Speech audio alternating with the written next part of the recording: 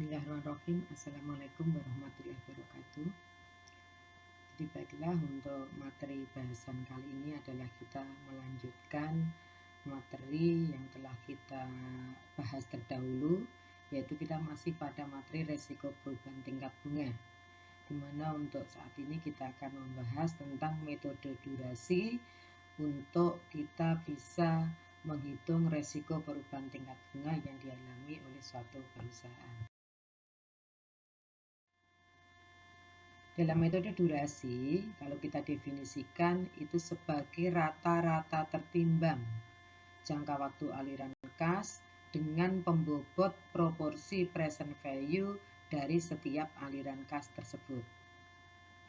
Modal durasi ini memperbaiki metode jangka waktu, karena dalam metode durasi ini juga memperhatikan timing dari setiap aliran kas. Kita lihat ilustrasi pada tabel di bawah. Ini misalkan satu perusahaan memiliki dua obligasi, yaitu obligasi A dengan perincian nilai nominal 1 juta, jangka waktu 1 tahun, kupon bunga 10% yang dibayarkan setiap 1 semester. Kemudian obligasi B dengan perincian nilai nominal 1 juta, jangka waktu 1 tahun, kupon bunga 10% dibayarkan setiap tahun.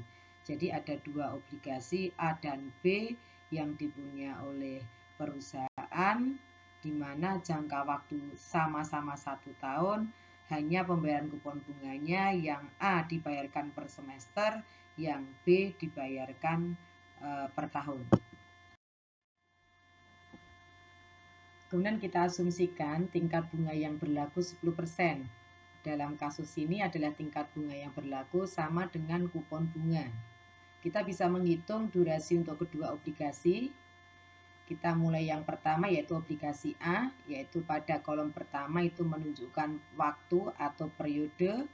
Jadi di situ ada periode setengah dan 1, itu dalam artian tadi untuk obligasi A itu pendapatan kupon itu dibayarkan per semester, sehingga ada periode per 6 bulanan. Kemudian obligasi A yang kolom kedua itu menunjukkan cash inflow, pendapatan dari kupon bunga yang tadi sebesar 10% karena dibayarkan per semester menjadi 5%. Jadi 5% tadi dari total obligasi A yaitu 1 juta.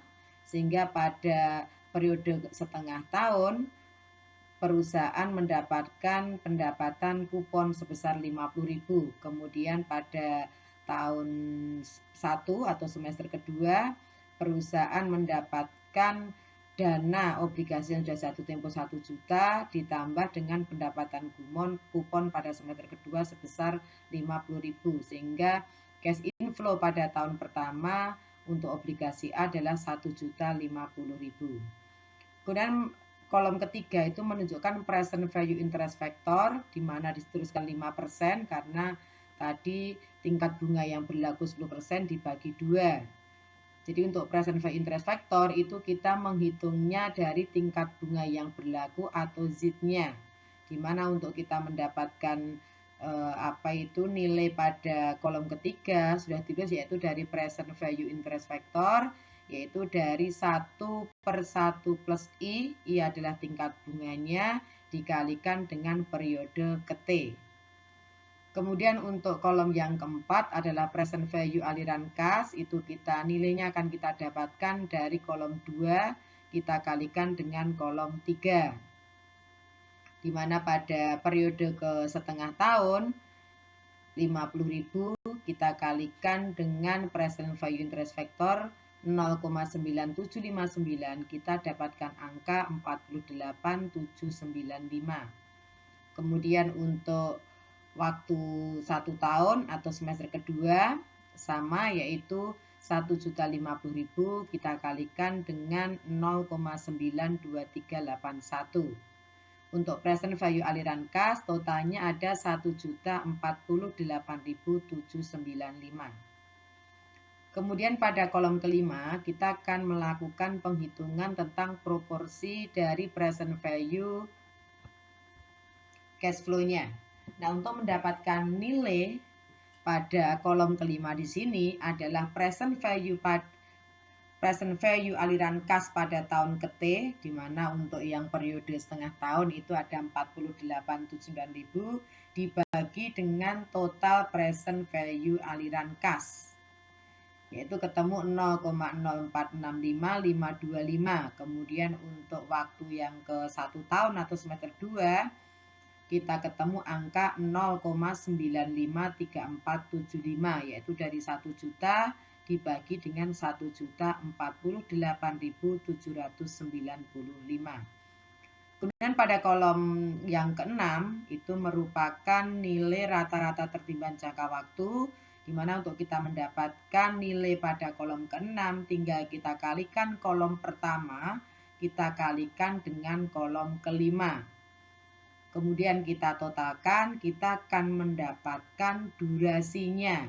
Jadi durasi untuk obligasi A dengan jangka waktu 1 tahun, pendapatan kupon diberikan per semester, durasi waktunya adalah 0,976738. Kemudian untuk yang obligasi B itu juga sama cara penghitungannya, di mana tadi jangka waktunya hanya 1 tahun, kemudian pendapatan kuponnya tadi 10%, sehingga 1 tahun berlalu perusahaan mendapatkan pengembalian 1.100.000.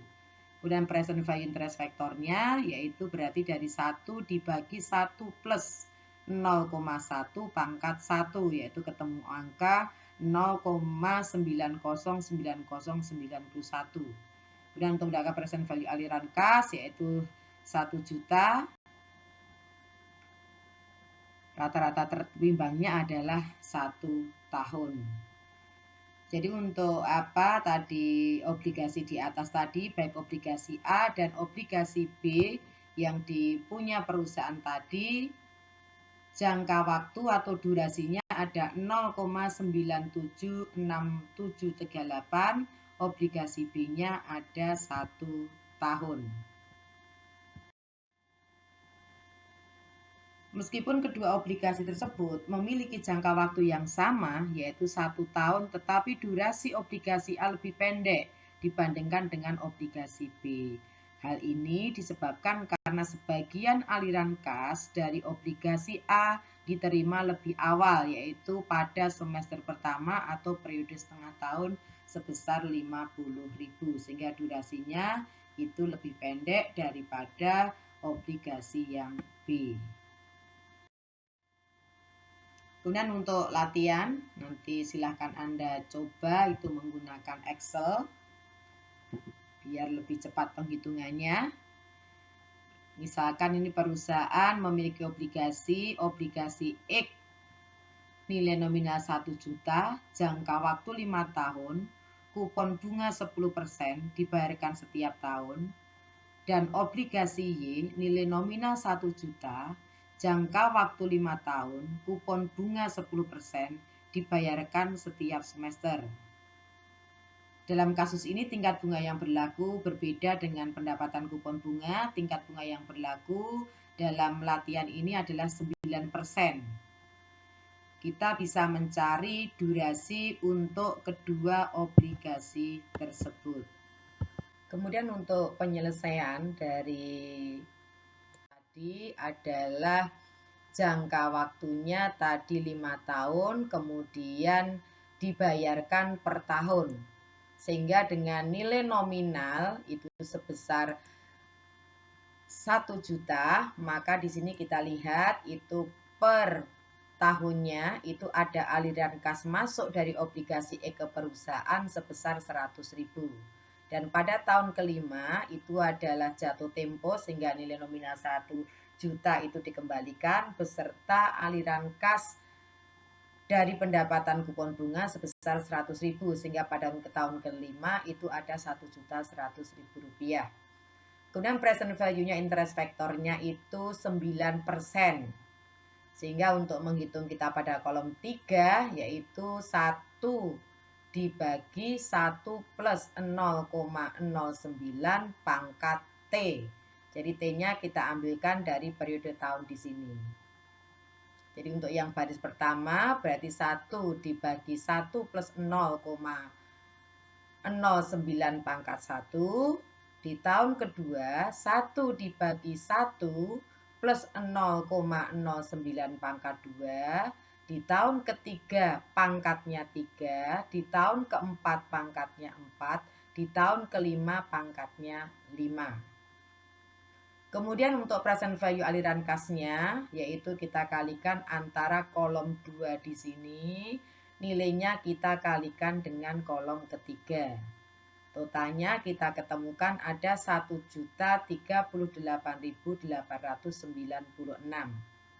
Kemudian kita tinggal cari proporsi present value aliran kasnya, yaitu di mana pada kolom keempat nilai yang di sini 91743,1 dibagi total di sini 1.038.896.000. Ketemu angka 0,088308262. Kemudian untuk yang baris kedua sama, berarti 84.168 itu dibagi dengan 1.038. Itu seterusnya sampai pada tahun kelima. Kemudian kita tinggal menghitung rata-rata timbang jangka waktu seperti tadi yang telah kita lakukan di depan tadi. Tinggal kita kalikan antara kolom kelima dengan kita kalikan dengan kolom tahun. Setelah kita ketemukan angkanya, totalnya ada 4, 18, 68, 71, 9, 29. Nah, ini angka ini merupakan durasi dari obligasi X, yaitu yang tadi periodenya 5 tahun, ternyata pada tahun keempat lebih 1869 itu ternyata nilai 1 jutanya itu sudah balik, jadi lebih rendah kalau kita hitung durasinya. Kemudian yang obligasi Y tadi karena bunga dibayarkan per semester, sehingga tahunnya yaitu pada semester pertama atau tahun setengah tahun. Kemudian semester kedua atau 1 tahun, semester ketiga 1,5 tahun, semester keempat 2 tahun, sampai dengan semester ke-10 atau 5 tahun. Karena tadi dibayarkannya itu per semester, sehingga pendapatan kuponnya itu 50.000 per semester. Sehingga pada tahun kelima perusahaan akan mendapatkan uang 1.050.000. Dan untuk present value-nya tadi tingkat bunga yang berlaku tadi 9% karena dibayarkan per semester, sehingga untuk yield-nya itu hasil baginya itu 4,5. Berarti untuk mencarinya 1 dibagi 1 plus 0,045 dikalikan dengan pangkat T. Kalau untuk sini pangkatnya setengah, pangkat 1, pangkat setengah, dan seterusnya. Sama untuk present value aliran kas, tinggal kita kalikan kolom 2 dengan kolom 3, kemudian nilai totalnya. Untuk mencari proporsi present value aliran kas, tinggal kita bagi 48 bagi 1 juta sekian-sekian, ketemu angka di sini, baris kedua, dan sampai dengan baris kelima. Kemudian rata-rata terimbang jangka waktunya, kita kalikan antara kolom kelima di sini, kita kalikan dengan kolom 1. Sehingga untuk durasi obligasi Y dengan pendapatan bunga diberikan per semester, kupon bunga per semester tadi, durasinya lebih pendek dari yang diberikan per tahun, yaitu kalau per tahun tadi durasinya ada 4 tahun 1,18687 sekian-sekian. Untuk yang obligasi Y 4 tahun, 1664 itu jika kita bulatkan.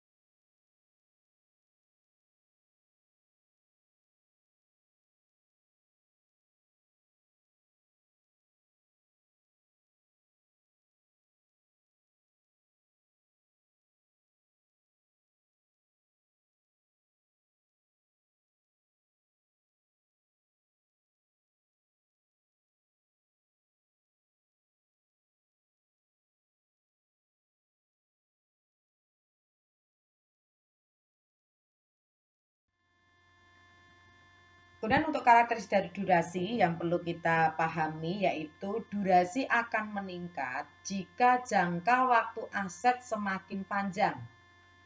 Dan sebaliknya, durasi akan menurun jika Z atau jika tingkat bunga yang berlaku itu meningkat dan akan menurun jika pendapatan kupon bunga itu meningkat. Hubungan antara durasi dengan perubahan harga bisa kita rumuskan sebagai DP per P sama dengan negatif D dikalikan DR dibagi 1 plus R. Atau kondisi D dibagi 1 plus R itu bisa kita ringkas menjadi modified duration atau MD, sehingga formulanya bisa kita tulis menjadi DP per P sama dengan negatif MD kita kalikan dengan DR, di mana MD-nya itu sama dengan D dibagi 1 plus R. Kita lihat contoh di slide. Obligasi nominal 1 juta, kupon bunga 10%, jangka waktu 5 tahun. Tingkat bunga yang berlaku sama dengan kupon bunga yaitu 10%. Misalkan tingkat bunga naik menjadi 10,1%, berarti ada kenaikan sebesar 0,1% atau naik 10 basis poin atau 10 BPS. Berapa perubahan harga obligasi tersebut? Durasi obligasi adalah 4,1699 tahun. Dengan formula durasi, hitung perubahan harga dan penurunan dari nilai obligasi. Jadi tadi DP per P atau turunan pertama dari perubahan tadi yaitu sama dengan negatif D dikalikan DR per 1 plus R. Atau tadi durasinya tadi sudah ketemu yaitu 4,1699, jadi negatif 4,1699 dikalikan besarnya perubahan tadi yaitu dari 10 menjadi 10,1%, berarti perubahannya ada sebesar 1% atau 0,001 dibagi 1 plus R-nya atau rate-nya yaitu 0,1 atau 10%. Kita ketemukan angka negatif 0,003791 atau negatif 0,3791%. Harga obligasi turun nilainya sebesar 0,3791% atau akan turun dari 1 juta menjadi 996.209. Penurunannya sekitar 3.791 rupiah. Kemudian kalau kita menghitung penurunan nilai secara langsung akan kita lihat angka tadi. Jadi tadi jangka waktunya 5 tahun, kemudian aliran kasnya tadi bunganya aliran kasnya tadi atau kupon bunganya 10%. Berarti per tahun 100.000, pada tahun kelima 1.100.000. Present value interest factornya 10,1%, berarti 1 dibagi 1 plus 0,101 pangkat T. Di situ kita ketemukan pada tahun pertama pangkatnya 1 0,908266 sekian-sekian. Pangkatnya 2 ketemu 0,8249456698 dan seterusnya sampai dengan pangkat kelima. Nah, kita tinggal cari present value aliran kasnya yaitu kolom 2 kita kalikan kolom ketiga, totalnya ada 999.218,88 rupiah. Dengan menggunakan metode durasi tadi, penurunan yang diprediksi adalah 996.209. Sedangkan penurunan yang sesungguhnya adalah 996.219 rupiah. Metode durasi dalam hal ini cukup akurat memprediksi penurunan harga obligasi meskipun ada juga penyimpangan atau salahnya, tetapi lebih akurat itu daripada metode-metode sebelumnya. Kemudian perusahaan bisa meningkatkan imun atau meningkatkan kekebalan perusahaan terhadap perubahan tingkat bunga itu dengan metode durasi. Yang pertama yaitu jika terjadi duration mismatch, ketidaksesuaian durasi aset dengan kewajiban. Jika suatu bank atau perusahaan mempunyai durasi yang berbeda antara aset dengan kewajibannya, maka bank tersebut menghadapi resiko perubahan tingkat bunga. Semakin besar perbedaan tersebut atau nilai absolut, maka semakin besar resiko yang dihadapi oleh bank tersebut. Nanti contohnya kita bahas di belakang. Yang kedua adalah imunisasi modal saham. Misalkan suatu bank ingin melakukan imunisasi agar perubahan tingkat bunga tidak berpengaruh terhadap nilai modal bank tersebut, dengan menggunakan durasi, bank bisa melakukan imunisasi dengan cara menyamakan antara durasi aset dengan durasi kewajiban dikalikan faktor hutang atau leverage-nya. Seperti delta E sama dengan negatif DA durasi aset dikurangi DL durasi liabilities dikalikan K dikalikan A dikalikan delta R per 1 plus R, di mana K itu adalah liabilities dibagi aset atau kewajiban dibagi dengan aset. Jika durasi aset sama dengan DL dikalikan K, maka delta E sama dengan 0. Dengan demikian, perubahan tingkat bunga tidak akan mempengaruhi modal saham. Dan imunisasi yang ketiga adalah imunisasi rasio modal. Dalam beberapa situasi, bank ingin mengimunisasi rasio modal atau capital adequacy-nya. Sebagai contoh, regulator, pemerintah atau Bank Indonesia menetapkan nilai CAR atau capital adequacy ratio adalah 8%. Jika bank ingin mengimunisasi rasio modal, maka bank akan membuat durasi aset sama dengan durasi kewajiban atau DA sama dengan DL. Nah, kita lihat contoh yang pertama adalah imunisasi dengan metode duration mismatch. Di sini kita lihat neraca perusahaan dari sisi aktiva. Perusahaan punya 2 obligasi. Yang pertama jangka waktu 10 tahun, yang kedua jangka waktu 20 tahun. Nilai nominal sama 10 juta, pendapatan kupon sama pendapatan kupon 15%, sehingga total asetnya ada 20 juta.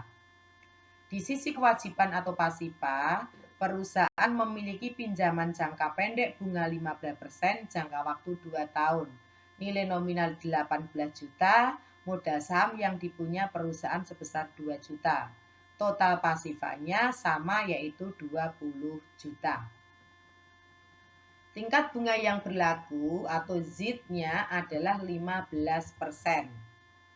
Kita akan menghitung durasi aset dari obligasi aset yang pertama tadi yang 10 tahun nilai nominal 10 juta kupon bunga 15%. Kita hitung dalam tabel di sini, nanti bisa Anda cocokkan dengan hitungan di Excel, yaitu kita ketemukan durasi aset obligasi yang pertama yaitu ada 5,77158 tahun. Itu adalah durasi untuk obligasi aset yang kedua. Sedangkan untuk aset yang jenis aset yang kedua itu tadi jangka waktunya lebih panjang 20 tahun dengan pendapatan kupon sama yaitu 15%, tingkat bunga yang berlaku juga 15%. Nah, di sini setelah kita hitung untuk obligasi aset yang kedua, durasinya ada 7 tahun, 198 sekian. Jadi durasi aset yang kedua itu lebih panjang karena jangka waktunya juga jauh lebih panjang. Kemudian dari sisi kewajiban, tadi dari sisi pinjaman tadi, pinjamannya 18 juta, tingkat bunganya yang berlaku 15%, kupon bunga yang dia bayarkan juga 15%. Kalau kita hitung durasi untuk pinjaman tadi ada 1,869656. Durasi untuk obligasi aset pertama adalah 5,77 tahun, untuk kita bulatkan. Durasi aset yang kedua adalah 7,198 tahun. Jika perusahaan atau bank memiliki beberapa aset atau kewajiban, durasi portofolio aset atau kewajiban bisa dihitung sebagai rata-rata tertimbang dari durasi aset. Kemudian nanti juga kita hitung dari kewajiban individualnya. Jadi durasi aset 10 juta obligasi pertama, kita bagi dengan total obligasi aset 20 juta, kita kalikan dengan durasi obligasi pertama 5,77 tahun, ditambah 10 juta dibagi total aset, dikalikan durasi obligasi aset yang kedua 7,198. Kita ketemukan durasi asetnya ada 6 tahun, 48. Sedangkan untuk durasi untuk kewajiban atau pinjaman jangka waktu 2 tahun adalah 1,87 tahun. Kita bisa menghitung gap durasinya, durasi aset kita kurangi durasi liabilities, yaitu ketemukan 6,48, kita kurangi dengan 1,87, ketemunya adalah 4,61 tahun. Gap yang positif menunjukkan jika tingkat bunga naik, bank akan mengalami kerugian. Sebaliknya, jika gap menunjukkan angka negatif, kenaikan tingkat bunga itu akan menguntungkan bank atau perusahaan. Semakin tinggi gap durasi, semakin tinggi resiko perubahan tingkat bunga yang akan dihadapi oleh perusahaan. Kemudian contoh imunisasi modal saham. Jadi kita kembali ke contoh tabel neraca di muka tadi, di mana durasi aset adalah 6,48 tahun. Untuk mengimunisasi modal saham, bank bisa menyusun kewajibannya agar mempunyai durasi sedemikian rupa sehingga DA sama dengan DL dikalikan K, di mana K adalah 18 juta, itu total pinjamannya tadi, dibagi 20 juta adalah total asetnya, kita ketemukan K-nya 0,9. Durasi kewajiban agar persamaan tersebut dipenuhi, DL-nya sama dengan 6,48, kita bagi 0,9 sama dengan 7,2 tahun. Misalkan bank kemudian menerbitkan obligasi tanpa kupon atau zeros dengan jangka waktu 7,2 tahun. Supaya nilai pasar obligasi 18 juta, modal saham tadi 2 juta, total pasifa sama dengan total aset 20 juta. Dan dengan bunga atau implisit tadi 15%, maka nilai nominal obligasi bisa kita cari, yaitu nilai pasar zero sama dengan nilai nominal dibagi 1 plus R pangkat DL. Nilai nominalnya 18 juta, dikalikan 1 plus tingkat bunganya tadi 0,15, dikalikan durasi liabilitasnya tadi 7,2.